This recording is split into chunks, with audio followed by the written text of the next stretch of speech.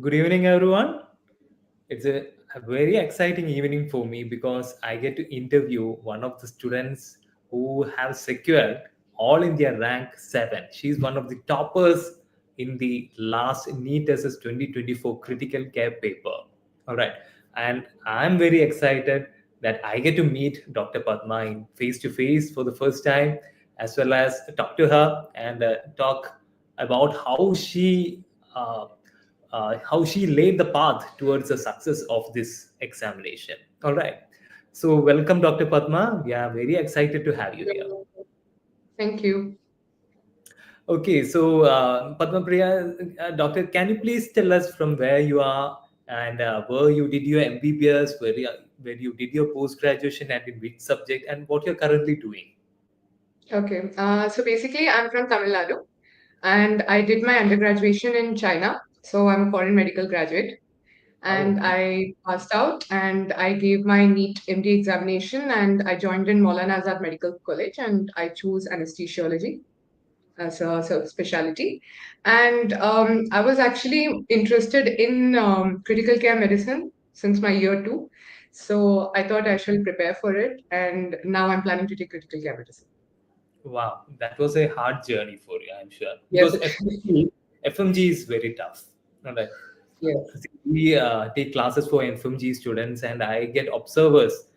Even after finishing FMG, they come here for the clinical exposure. It's very tough. Okay, it's a very tough journey for them. Those period is from there getting into Maulana way. Awesome, awesome. That's hats off to Thank you. you very much. All right. Thank you. So you had to put in a lot of effort for that. We had, Then and the time we wanted to join for the post graduation was when the COVID hit. So yes, it was very taxing, but yeah, we could, I mean, most of us could pull it out, and I'm grateful that I did. okay, so did you get exposure to? Why did you choose anesthesia after your MBBS? What made Actually, you? it was a choice between internal medicine and anesthesia, and I actually want to have my role in sort of emergencies, OTs, ICUs. I do not, honestly, I don't see myself as a person who can have a ward and have a clinic and have an OPD for myself. Rather, I'm more of an all-rounder. I like emergencies. I like critical care, and the fact that anesthesia has a good acts like a payment for all these subspecialties, it felt like the best branch to take. So that's why I took. Why did you choose emergency medicine? Huh? I wanted to choose It was emergency the same medicine, but question. Why I choose emergency medicine? I didn't like OPDs. I didn't want any patients calling me in my private phone, and no disturbance at all from the hospital once I'm at home. yeah, Okay, so emergency medicine, I guess, wasn't that popular at that time. All right, it's getting much yeah, more popular right now. Okay, yeah. It is. It is. okay. And when did you start thinking about critical care, and what made you interested in critical care? Did you have exposure to critical care when you did your post graduation? So we have like once in a week, we have an emergency duty, which is for 24 hours. Hmm. So amongst our peers, we take turns and we go to the ICU, and our whole day is posted in the ICU. Okay. So the consultants which we used to have, they also get rotation. So amongst the faculties, different consultants get posted for around like 3 to 5 months. So I was in, and I'm still interested in critical care. I would say that because one, I feel like that is where your hard work can actually pay off. When somebody says your hard work can actually pay off, you can see that when you put a lot of effort in patients. Because when patients come to ICU, or for that part, which is quite true, most of the time they lose hope. They don't think there can be a positive or a favorable outcome out of it. Yeah, And very when true. you bring out a favorable outcome, it is a life-changing aspect for them. So that is where I felt like most of my hard work can actually bring out a difference. So therefore, I was much more interested. And when I actually saw the difference, I felt like I should go for this. So which Definitely. is when I decided I'll go for critical care medicine. Yeah, that is the right choice, and that's the right way of thinking. Also, I'd say. Okay. Uh, so regarding your preparation, when did you actually start preparing yourself for NEET SS? Was it something which you had always in your mind when you were preparing your pre-PG, when you did your MD in anesthesia, or was it something when you started thinking about during your SRship only? No, I started thinking in my from my mid of second year, I would say. But so the thing is, like from the beginning of my third year, I have my exams also to focus on my ND exams and as well as this. So I had one and a half year time. So I did not have to literally start learning all the topics or chapters all at once. I had a very good amount of time. So I used to take one topic, even if it goes for 1 to 2 days, it's okay. So I kept reading. So I would say it's more like a slow and steady kind of training that I took for myself, Okay. and it helped when I was working, and it also gave me a good conceptual building. So I think that helped most more in the exams for me. And that's great. Okay. It's very important to have that vision. All right. At least you have that vision. All right. Then only you will start. All right. Getting that Yeah, start exactly. is the most important thing. True. I agree. Yeah. Okay. So at that time, did you join any platforms? Because at that time, there was no critical care paper. There was no separate Yeah, critical care paper, right? yeah. So what was going through your mind, whether you have to read Harrison or some other books? Did you choose any platforms to learn at that time? Not at that time. I did not choose a platform, but because, like I said, my consultants, they had a very broad approach to anesthesia and intensive care at the same time. So they always say that you all are perioperative physicians. So just because you took anesthesiology, that doesn't mean you can, let go of the medicine part that you have learned all this while. So they have always made us learn the medicine part, made us learn the guidelines that keeps coming out for the most common issues. So therefore, I would safely say before actually getting onto platform, I had some idea, I had some good concepts on 50 to 60%. Mm-hmm. So that was very helpful. But in order to pass the exam and in order to actually get a good score, you need to know how the questions are framed. So Mm-hmm. that time, so in the mid of third year, I started thinking about joining a platform. But then it was not very consistent because I had my MD exams to prepare. So the moment my MD exams got over, I joined DocTutorials, and I was looking at the Q bank, I was looking at the videos. Mm-hmm. So yeah, that helped me reinforce what I have already learned. Okay, okay. That's also another very important thing. All right. See, some of the students say that they have watched the videos, they have prepared the notes, but they wouldn't practice doing any MCQs. Right. Yes, Also, yes, very important part of your preparation. You're preparing for the exams, right? You are not true. just building the knowledge, but preparing for an MCQ exam. It's kind of a bit of difference is there. You need to Yes, practice, agreed. go through the question banks as much questions as you can. Right. Okay. So, see, one good thing about anesthesia, I feel, is that you get exposed to all kinds of cases, not only medical Yes, cases, surgical true. cases, trauma cases, gynec, and including pediatrics. All right. So, Yes, when you have critical care, see, critical care paper includes everything. All right. Luckily, they are not asking much in pediatrics because there is a separate pediatric critical care paper true. also. True. Okay. So, definitely that would have helped you a lot, right? It did, because matlab, we always have been dealing with all these specialities every single week. So even though they bring the cases to us, we are expected to know A to Z, everything about the patient, everything about the pathology they go through. So ultimately, one or the other day, you might learn a lot about it. So this year, when they had actually created a separate critical care medicine paper, which was not the case before, that was coming under the medicine group. I was just wondering about the same fact that should I now open the Harrison's textbook and now start seeing about that? But that is something we realized at the end of the third year, that we have been doing a bit and parts of it, 20 to 30%, just for an anesthesia residency. So which is why it did not matter much to me when it comes to preparation. But this year, now that they have made it a separate group, it was a bit helpful. I would definitely say that. Yeah, that was a boon for many specialists, like Mm. emergency medicine and anesthesiologists. They found it much more easier this year's Yes. critical paper. Okay, so can you please tell us something about your family? Who are all there in your family? Are you Uh, married? well, um, no, no, not yet. I'm not. But Okay. hoping to get married by this year or next before I join for DM.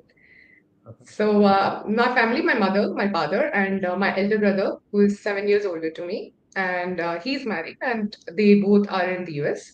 So my father and mother are in Tamil Nadu, Anyone and from background? sorry, Any one of your family members doctors so involved in the no, I'm medical? not in my family. You are the only one. Okay. So they must be very excited. Huh? They are very excited, but they are also confident that I knew this would happen. So yeah. All right. Okay.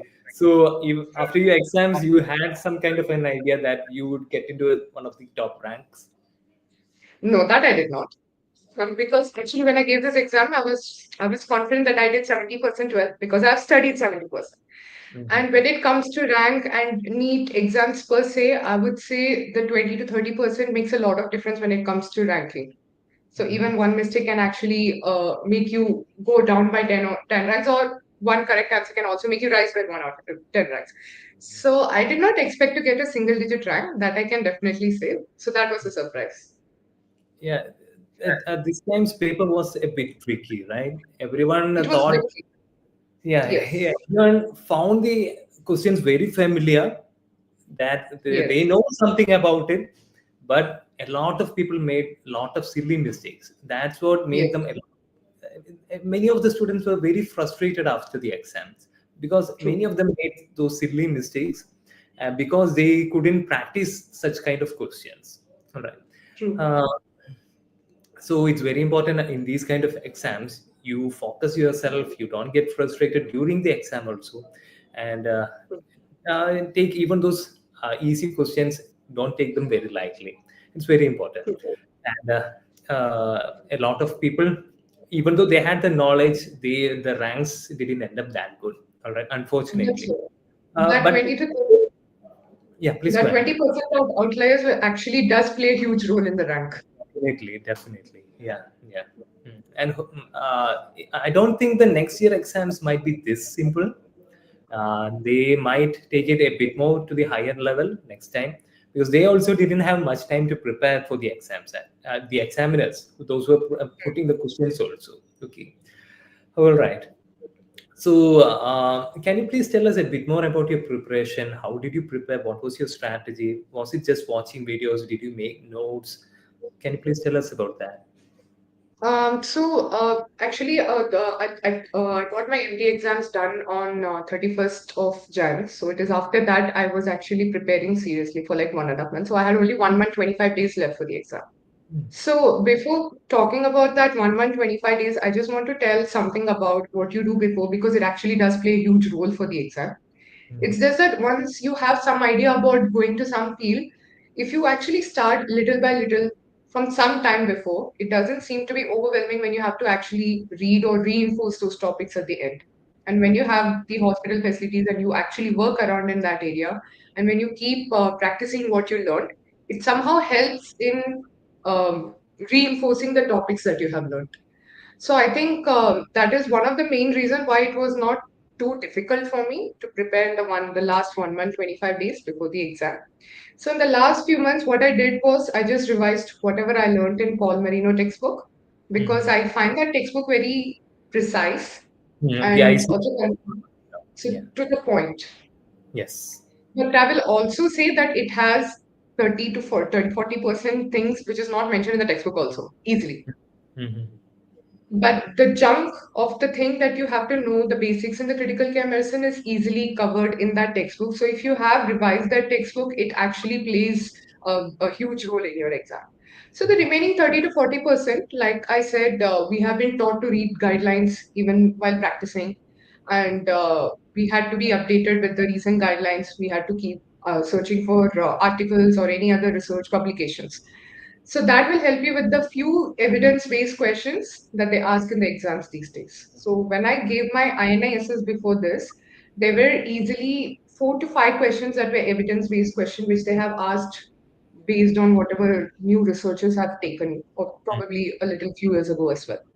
Mhm. So that was quite tricky for the exam. So even in this NEET SS, they had 2 to 3 questions, which was based on the evidence-based medicine. Hmm. So I think so 70% of the material, I think most of us would eventually cover it, which the Hmm. Paul Marino textbook can help you in a Hmm. great way. Now the thing is, in order to reinforce those topics, you can use the videos because obviously the videos cannot cover a huge sea such as critical care. It's very difficult to take one topic and explain A to Z everything about it. So you can Yes. only use that as a reinforcement. And the Q bank. The Q bank was especially very helpful. Hmm. So you can use that. I think that should give you enough confidence to give the exam. And this for this paper, I think that would have been more than enough. Yes, yes. So if you are starting your preparation early, it's very important to get the basics right. All right, because once you Well, know those easy questions, your rank is going to drop down. All right. So yes, ICU book by Paul Marino, that's a very good book, even though it's a little bit outdated, but still the yes, basics, it's very superbly written in that. All right. It's very yes, easy to read also. All right. You can go through one chapter within just 1 or 2 hours. It's a very good book. yes, All right. Then watching the videos also re-strengthens it, very important. All right, but just like you said, you cannot cover everything in these classes, everything in the online videos. It's going to take 2 or 3 hours to cover at least any single portion. yes, So the students nowadays, they cannot focus that much also. All right, yes, so we tend to try to reduce the videos, and in order to make it complete, you have to go through the question banks. All right, you true. have to join the WhatsApp group, like the critical care group, where Mm, there also we discuss the questions. So reinforcement is very important. All right, then only you can cover the entire thing, the most important thing. So just by watching the videos is never enough. You have to go through the question banks, you have to go through the quick revision points, sometimes the tables, like the internal medicine, yes, they have a section called Harrison's table. We are also planning yes. the same for critical care. All right, so those things are also very important. Okay, thank you so much for, I think that's the main point of the interview here. All right, how to prepare. You nailed it there. Dr. Padma. All right, very good. Thank you All very right. much. Because the thing is, it would be slightly impractical for me to tell people that you can read this, you can read that. Rather, I would say you can reinforce the topics you already know about. So that Yes. will help you with a lot many questions. The Mhm. remaining 20%, which are outlays, I think it's mainly outlays for almost all the people who are giving the exam. So it's going to be the same. Mhm. But the 70%, because the paper that I've seen, they mostly focus on your sepsis, ARDS, pneumonia, UTI, That's the abdominal thing. infection. So this is something because you will have to know because of my specialty and that we have been posted in ICU. We get so many patients with sepsis, perforation. So we are expected to know all these things. So that slow and steady path helped me for this exam. So that, Mhm. like I said, it was not overwhelming because of that. Mhm. So I think people who take anesthesiology in per se, they must be having some days posted in the ICU. Mhm. So if they have got a very good faculty, they can take their help and they can start practicing. So when they practice, I think they can have a better perception and a viewpoint on how to deal with things. So that should help for their exams as well. Definitely. ICU rotations during your residency make it absolutely useful. That's very important. Practice Yeah. useful. All right. So, what are your plans? Where do you plan to take? So I have actually two places in mind. I've jotted on a lot of places, and then I've come to two places. I'll probably take DM in Tata Memorial Hospital, Mumbai. So that Yeah. is one place I have in mind. Right. If not, then I will go for Medanta in Gurgaon. These are the two Okay. places currently I have in my mind. Very good options. All right. And I hope and I pray that you get in there. All right. Thank you very much. Okay. So, anything else you want to share, Dr. Padma, on Um, not nothing much. school during your preparation? How was your mental status during the preparation period before the exam? Oh, that was horrible because actually, like I said, I was doing my senior residency while preparing for the exam. Hmm. So we had this emergency duties, elective OT duties, and everything. So you come, and I'm a very deep sleeper. I like to sleep as much as I can. So I come back from work, I fall asleep, and then I have to make sure now this is the only amount of hours I'll sleep. I'll wake up. I'll start revising my Paul Marino. So the even if I could spend at least 3 to 4 hours, that is still good enough, and then go back to work. So it was very hectic for me to actually have some time for studying and work. But again, the best part was during the senior residency, I was posted in ICU. Ah, So it was okay. very useful for me. I read, I go, I do something, I see the change next day, it makes some sense to me. I read, I go, I teach my juniors about it. So because I think I would not say that it's a very good suggestion or an advice, because sometimes the work can be very burdensome to, prepare the exam and work and come and do Mm, things on your own. But when you read and when you get to practice, you remember better. So that's how I think it works for me. So that mm. was helpful. Okay. Plus, I think there was a lot of questions from the procedural section also. So you get to do a Yes. lot of procedures in anesthesia as well as Yes. in critical care. That would also Yes. help a lot. Then Yeah, that one also. area you might have to read upon was maybe toxicology, right? That was slightly unexpected. So this paper was a well set paper. They have actually taken one topic from almost all the department they could find, so which was really good. So the Mhm. toxicology again, that one was a little tricky because we don't get to see a lot of poisoning or toxicity patients in our ICU because ours is more like a surgical ICU. Mhm. But so that was a little tricky, but because, like I said in Polymer, they mentioned it very concise. So I think for basic idea, that was more than enough. No, they just ask basic questions only, regarding Yeah. toxic. A lot of Yeah, things we are. asked really well. Yeah. All right. Okay. If there is anything else, is there anything else you want to say? I actually wanted to say one more thing. There's this another book like the O's Intensive Care. That book is also, I find it pretty good. Mm-hmm. So their tables are actually nice. So what I did in the mid of my third year is I took screenshot of all those tables and combined and made a PDF. So if I can't sit and revise anything else, at least I can just go through those tables, because I was thinking at one point of time that NEET SS exam might be a little bit more textbook related. They might ask questions which are more textbook related. So those tables, I learned those tables. It was a little bit helpful for me in this exam. But if at all they try to change the pattern or they try to ask more questions slightly from the medicine side or something, so those tables will be very helpful and the guidelines will also be very helpful. That is what I wanted to add to this. Okay. And did you like the videos on DocTutorials app on critical care? Yes, yes, they were very good. They were very good. I like Dr. Rajiv sir and your videos a lot. Because like I said, it's very clear, it's very concise, to the point. These are the most important things. So it was very helpful. All right. Okay.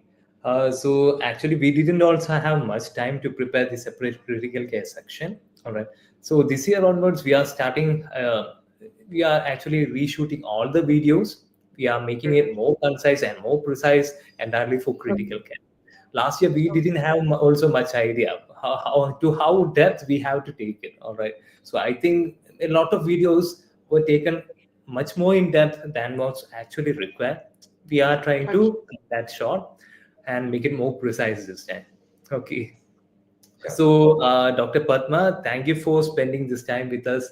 Thank you for spending this evening with us, along with your internship time. I know it's going to be really hectic. I know you didn't get much time to celebrate your achievement also. All right. So I wish you all the very best and Thank you very much. reach Thank more and more heights. All right. So thank you Thank so much. you. So, Thank you. viewers, with that, we will wind up this session with this interview with Dr. Padmapriya, who has secured All India Rank 7 in the NEET SS Critical Care paper. Thank you so much. Bye. Thank you.